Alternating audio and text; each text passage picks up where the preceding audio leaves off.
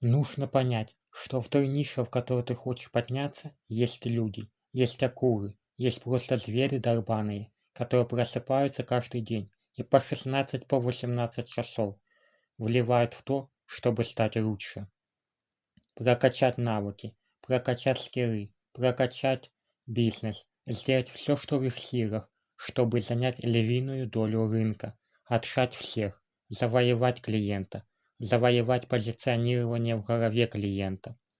Если ты думаешь, что с фиговыми результатами, с 1 часом, с 2 часами, какого фиг пойми посвящения, с минимальной долей креатива, драйва, ты пытаешься соревноваться с этими машинами, и твой вопрос: а почему у меня нет денег?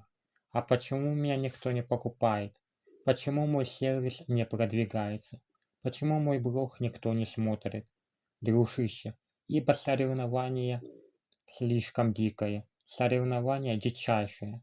Поэтому, дружище, пойми, какую цену тебе нужно заплатить для того, чтобы преуспеть в этой теме, и будь готов ее заплатить. Иначе ты смотришь на поражение, иначе ты смотришь на потерянные годы. 1, 2, 3, 4, 5, чтобы потом обернуться и сказать: какого фига они преуспевают, а у меня ничего нет. В чем проблема? Вот проблема. Мы ее обсудили.